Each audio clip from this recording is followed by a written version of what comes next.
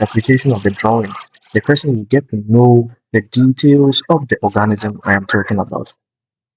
Now let's look at some importance of the biological drawing. Now, biological drawing serves as so many importance. One is they provide a permanent and an accurate record for observation. So to observe, which is a technique, this drawing will provide a permanent and an accurate record for observation. And they also help communicate scientific findings to others. Now, remember, scientific method, as we are trying to, solve a world's problem. We have said that through biological drawing, we can communicate our findings to others. So maybe I draw this and I draw that. I can explain to people that comparing picture A to picture B, this was the solution I had. Okay. Now, also, biological drawing developed observation skills and then attention to details. Now, since this drawing is a technique, meaning that we have to build up a skill. And then now, some of the skill are the observation skill. Now, people are poor observants. In the first video, you could get to know that during the scientific findings, during observation, people were very poor in observing. So in this process, the biological drawing will develop observation skills because you're going to pay attention to biological details, and then those details are going to be written down because it will help you to communicate your findings, and then it helps you to pay attention to these details as well. Okay, now we go to some key features of biological drawing. Now, when we say the key features, they are the characteristics of the biological drawing, or they are the rules that governs the biological drawing. They make the drawing scientifically accurate and acceptable. Okay, so one feature is we have to get an underlying heading or caption.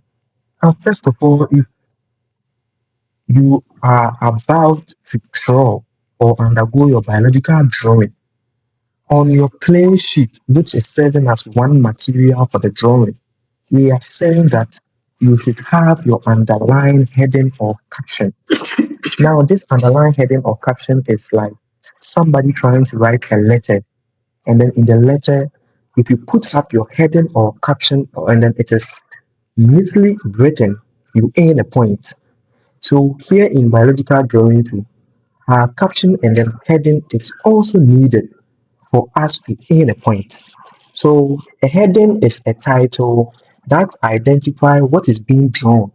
So first of all, before I even look at the drawing, I read the title, and then the title will tell me that maybe I am making a longitudinal section, a transverse section, or a bilateral symmetry of the drawing.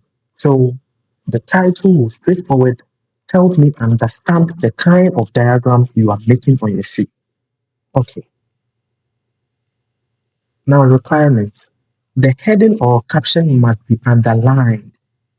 So, compare this biological heading or title to a normal letter you are writing. You can't just write a letter and then leave it ajar. Must be underline the letter. Therefore, our heading in our biological drawing must be underlined. And then it should be placed either above or below the diagram. So it's either we place it on top of our diagram or below the diagram. So it would be good for you to write the heading first before you start drawing, because you might tend to forget bringing your heading after you are done drawing because of time factor. So first of all, state your heading on the sheet of paper on top of the diagram before you start drawing. Okay. Now, it should clearly identify what organism or structure is being drawn. For example, longitudinal section of a flower or transverse section of an orange fruit. Now, in our previous videos, I talked about the transverse section. I talked about the longitudinal section. So, I guess we all know what transverse and the longitudinal sections are. Okay, why is it important for us to put up a heading in our diagram? Now, the heading tells the reader immediately what they are looking at and provides context for the drawing. So, Immediately I pick your paper and then I see the heading. It tells me, the reader or the examiner, what I am looking for. And then it will provide the context for the drawing. Okay, let's look at another feature or characteristics. We have the size and then the coverage. Now our plain sheet is so big that the diagram we are going to draw should be big. Now, if you don't know the size of the drawing, in the question, they might bring you a guideline telling you that make make a diagram 8 to 10 centimeters. So with this, then you have to use your long ruler to measure 8 to 10 centimeters on your plane sheet. And then that is where your diagram is going to be placed. Okay, but if there is no demarcations or guideline that is helping you put up your drawing on the sheet of paper, then you divide your plane sheet into three. And then two-thirds of the sheet should be covered by the drawing. I am taking it again. If there are no guidelines or demarcation on the plane sheet, then you should divide your plane sheet into three. And then with this division, the plane sheet, the diagram should take two-thirds of the plane sheet. So let's look at the definition for size. Now, size refers to how large the diagram is relative to the space provided. So, and then the coverage means the proportion of the available space that the drawing occupies. Requirements. The drawing should cover at least two-thirds of the space provided. The drawing should not be too small. And then the drawing should not be so large that important details are lost or labels cannot fit. So as we are making a diagram of two-thirds, then one-third of the space left on the plane sheet you use it as your label. So you fix your label on the one-third space left, and then the two-third will be covered with the diagram. So why is it important for us to use size or coverage? A drawing that is appropriately sized is easier to see and label and study. Now it shows that students have taken time and care with their work. Let's look at guidelines or pointer lines. Now, guidelines are 10 lines drawn from the label to the specific structure being identified on the drawing. So when we say guidelines, they are the lines, drawn from the label to a specific structure being, identified. Now, requirements. Guidelines should not carry arrowheads. So when we say guidelines, they are the lines we just draw to demarcate that, okay, this is the nose, this is the heels, this is that, this is the scale, those lines. Then we are saying it shouldn't have an arrowhead. You see, an arrowhead is like it is pointing maybe forward or backwards. Those arrowheads, which is this way. You don't want that thing. Okay, so no arrowheads at the end. Our guidelines must be ruled with a straight edge. And then we are insisting on this. If you don't rule your guideline with a straight edge, coming to the marks being given for guidelines, we give you 0. If the mark is 1, we give you 0 because your guideline wasn't ruled with a straight edge. Now, each guideline must point exactly to the structure being labeled. So if you pick me, for instance, and then you want to give me a guideline, and then you're saying this is my nose, it should hit directly on the nose. It shouldn't be suspended this way, that there should be a space between the organ or the part you are talking about and then the guideline. But rather, the guideline should hit on the part you are talking about so that the examiner or whoever picks your drawing will get to know that this is the part you are describing in your biological drawing. Why does guidelines exist? Clear, accurate guidelines help the reader quickly identify which structure corresponds to which label. Arrowheads are not used in scientific drawings because they can be ambiguous. Arrowheads are not used in scientific drawing because they can be ambiguous. So if you are looking at today's video, everything I am talking about, we have a reason why we do that. So in exams, we can ask you that why should we have a guideline in our biological drawing? And then the answer you have to give is it gives it helps the reader quickly identify which structure corresponds to the label. And then a further question is being posed that why shouldn't we include an arrowhead in our guideline? And then you respond that because they can be ambiguous. Okay, so we continue from the next characteristics of a biological drawing. And we say that the outline of the drawing should have a good quality. Now, when we say the outline, what does it mean? The outline is the outer edge or boundary of the drawing that defines the shape of the organism or structure. So you see, sometimes you'll be drawing, and then the whole region or boundary of the drawing is the outline. Now, tools that we should use in biological drawing, one is HB pencil. So here you use a very thin HB pencil, well sharpened, to make your outline, and then you used your deep HB pencil to deepen it. But in this process, we don't want double lines, neither a short continuous line. So the line should be straight and then continuous, but not short and then continuous. Okay. Now the outline is the outer edge or boundary of the drawing that defines the shape of the organism or structure. The outline must be thin, firm, and continuous. So the outline must be thin, firm, and continuous. Now lines should be smooth and unbroken. That is why in the first chapter I was talking about comparing a biological drawing to a visual art drawing. Now visual arts students are free to use a short broken lines for their drawings. But in biological drawing, we don't entertain short broken lines. So we want a very straight, continuous, smooth, unbroken lines. Okay. Now we do this to avoid woolly lines, that is unclear lines or fuzzy.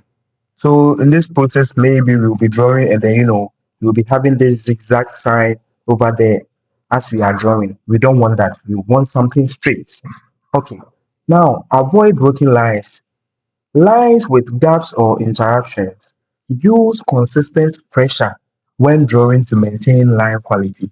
So when we are drawing, sometimes in our brains it will tell us to stop, but you have to use a consistent, pressure when drawing. So if you are drawing a fish, it should go like straight and then continue.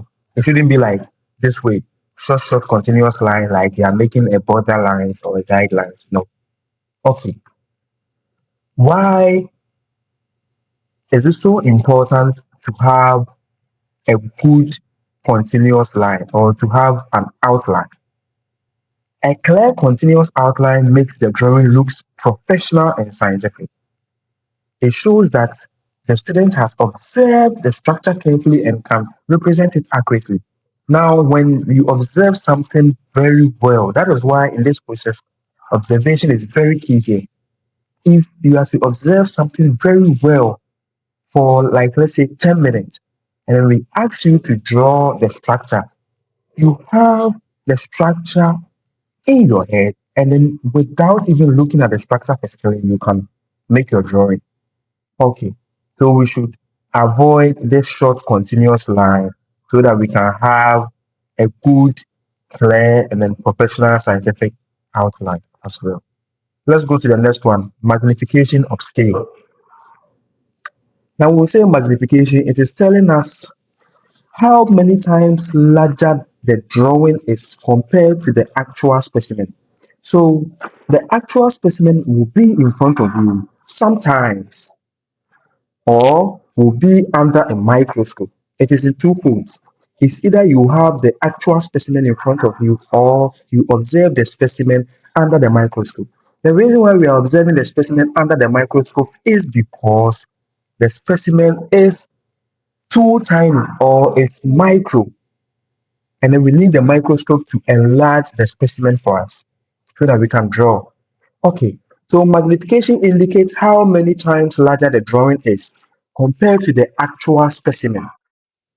Now, scale shows the actual size of the specimen, meaning that when on our drawing sheet or in our biological drawing, we should be having magnification. It is a must.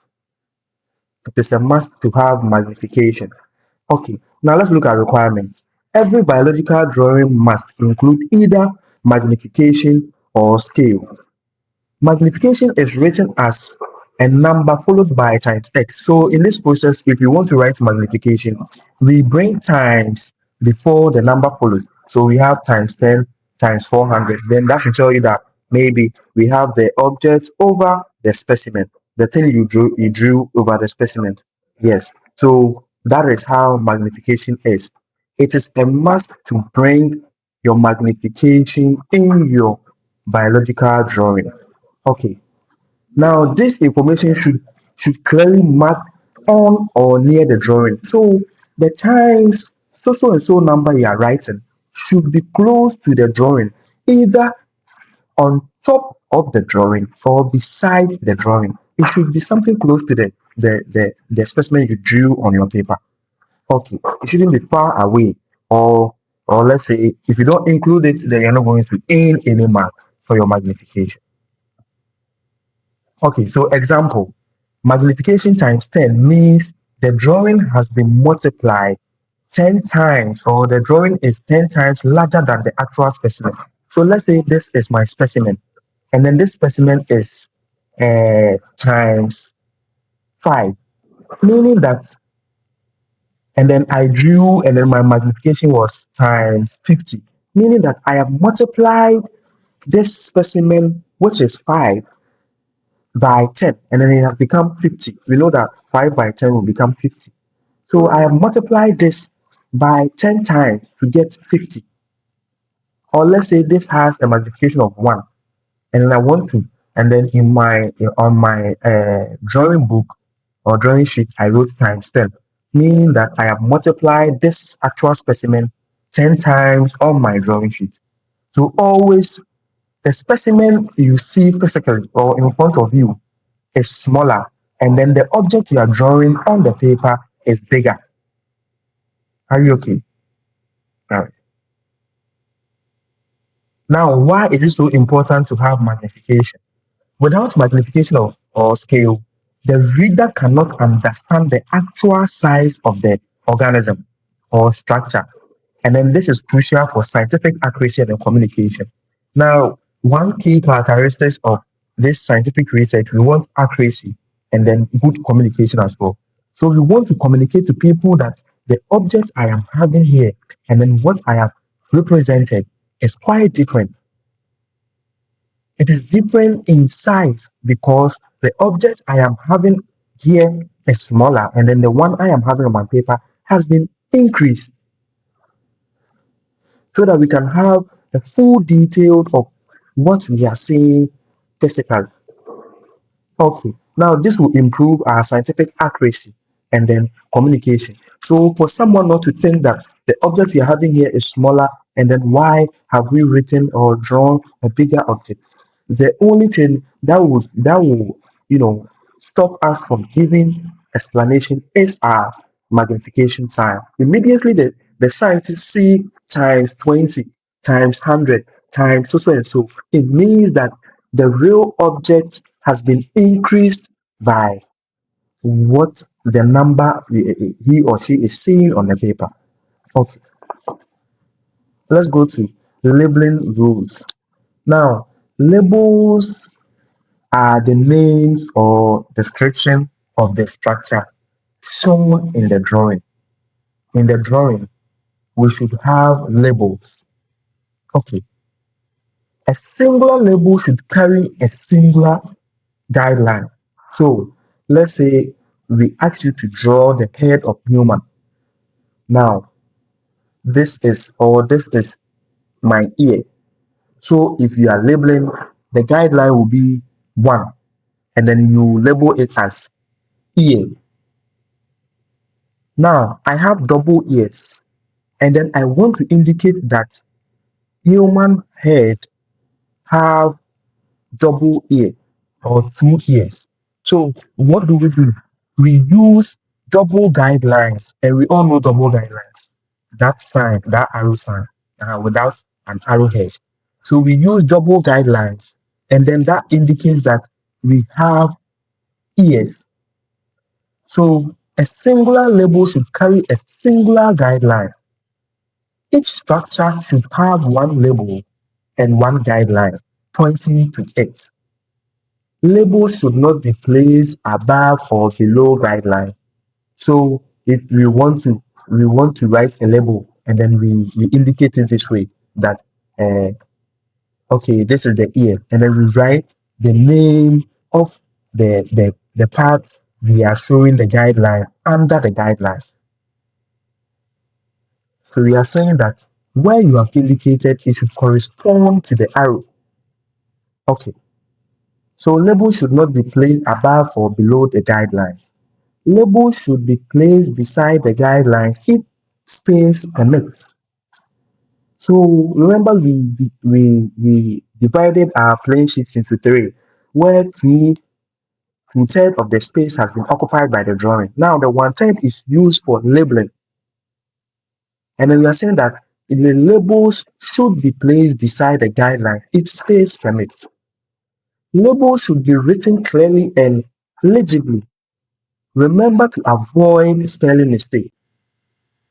Use capital letters for the first letter of proper nouns. So if I want to name the sepal, the petal, nostrils, and then we should be using capital letters for the first letter. Okay. Now, why is this so important for us to, undergo labeling? A clear labeling ensures that the reader understands exactly which structure is which. So if I say this is the ear, I have to say this is the nose. So I don't bring guidelines this way and then say that this is the ear, this is the nose. No. But a clear labeling should, ensure that the reader understands which structure is which. So the reader will definitely know that, okay, on the paper, this place has been indicated as the ear. This has been indicated as the eyes. Mouth. Okay. Placing labels beside guidelines rather than above or below keeps the drawing neat and organized. So we've given you reasons why we don't place labels above or below a guideline, but rather beside. And then this keeps the drawing neat and organized. Okay. Let's go to the next one. Pencil choice. The type of pencil used affects the quality and then the performance of the drawing. Okay. So the pencil we prefer for you to use is the HB pencil. So you use a sharp HB pencil for labeling. HB pencils have ideal, they are ideal because they are not too hard. So you see, sometimes those ordinary pencils we've been using, and then it is too hard for you to, erase. So in this process, HB pencil are too soft, and then they can be easily erased. Okay. Now, why does it matter for us to use HB pencil, especially in our guidelines and then our labels? An HB pencil produces a clear and then legible labels that can be easily corrected if needed. So if you want to erase and then you use HB pencil, it can be erased easily. But if you use those pencils that do not have grade, those yellow pencils and then those green pencils, TG people have been using, and then you use that, it will be very difficult for you to erase. And then you will see after erasing, it will leave a footprint or a footprint after you are done erasing. And then this will make your work very dirty. Now remember that in biological drawing, we mark neatness of the work as well. Okay. Now let's go to accuracy and then details. Accuracy refers to how closely the drawing matches the actual structure observed. Now, in the first explanation, I told you that we are not looking at how beautiful the biological drawing or the drawing should be, but we are looking at how accurate the drawing would be. So I was saying compare biological drawing to a visual art drawing. Now, visual art students want to shade and then do that, and then do this just for the drawing to look exactly as the organism or the object. But here, you're looking at how accurate. So it's not like shade for us to know exactly what you are drawing, but we are looking at it accuracy, how closely the drawing matches the actual structure observed. So if let's say we tell you to biologically draw human, we know that human will have a head, will have a hand, will have legs, will have if it's a female, will have a breast or a chest, and then we'll have a buttocks. So these details are, are being indicated on the paper, and then that shows how closely the drawing matches the actual structure observed. Okay. Now the requirement: the drawing should accurately represent the structure as observed. All major structures should be included. So proportions be correct, like the relative size of different parts. So you can't tell me that the hand is taller or longer than the legs, or the hands are bigger than the thighs. You know, so always the all major structures should be included, and the proportions should be correct relative to the size of different parts. Okay. Now, why does it matter for us to, undergo accuracy and then details? An accurate detailed drawing is a true scientific record that can be used for study, references, and then communication as well. So, an accurate detailed drawing is a true scientific record that can be used for study, reference, and then communication. Remember that characteristics of science, we need accuracy. So, we really pay attention to how accurate information is so that we can compare it to our actual findings. All right. Now, this is a key feature of biological drawing and it has been summarized in a table form. Now, things to avoid: you should avoid shading, you should avoid short continuous lines, you should avoid using of pen to draw. Always, it is advisable to use pencil. Okay, so we should avoid arrowheads being pointed to guidelines. All right, and then the size of the drawing should cover 2/3 of the plain sheet. Okay, so this is a summarization of the key things we talked about. So we have the heading or the caption, and then the requirement. It should be underlined and then identifies the specimen. Example: the longitudinal section of a flower. So the details of the drawing should be included in the title or the caption. Maybe a transverse section of the flower, maybe a bilateral symmetry of so and so organism. All right. And then we have the size and then the coverage, at least 2/3 of the space. And then we have guidelines. It should be strict. And then, we should avoid short continuous lines, and then we should avoid arrowhead. Okay. We have magnification. It should always be included. And then magnification is written in times. So that multiplication sign you see there is the times. Okay. We have the labeling. It should use HB pencil. Then we should have the accuracy. Now, this is a picture of what we are talking about. So if you want to make a scientific drawing, this is a picture of the scientific drawing. So we can see a diagram of a flower, and then the title has been indicated below the drawing. Remember, we were saying the title can be indicated above or below the drawing. But be mindful, it is advisable to always put it above so you don't forget the title. All right. So a diagram of a flower. Maybe this was made in a longitudinal view. So we see a longitudinal section of a flower. All right. If it's a transverse, we see a transverse section of a flower. Alright. If you know the flower's name, you mention the flower's name. So a transverse section or a close flower, you include it. Okay, so looking at this, look at our guidelines and then look at our labels. Our labels, that is the pistil, the stigma, the star, the ovary, were not placed above or below the guidelines, but they were placed beside the guidelines. Okay. And then all the names of the label were were started with a capital letter because they are proper nouns. Okay.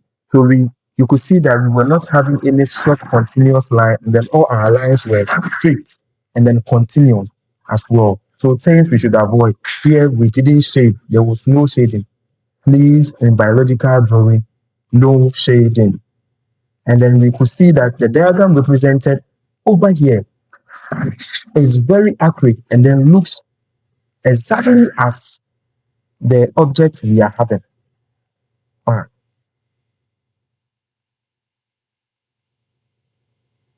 Okay. So let's go to the safety note for biological drawing. When sectioning, that is cutting specimen to draw them, take great care if using a sharp instrument. So some of the safety things we have to do or take care of when making a biological drawing. When you want to cut the specimen, remember we said the transverse section. So transverse section is we are making, a view or a cut across the width of the organism. So if it is the width, meaning when the full organism is there, we have to cut across its width. If it's a longitudinal section, we have to cut across its length, the entire length from head to toe. Okay, and then we are saying that when using a sharp instrument, please take great care. Sharp instruments like knives, scalpels, and razor blades. It is advisable to use plants rather than animals for sectioning because people are afraid of blood. And then always cut away from your body. So don't keep the blade or the knife very close to your body and then before you cut it. Yes, and then you keep your fingers away from cutting edge. You ask for adult supervision if needed. So always there will be a lab technician close to you when performing this experiment or when undergoing a biological drawing. And then you ask for the adult supervision if needed. Thank you. Then see you in the next episode. Bye bye.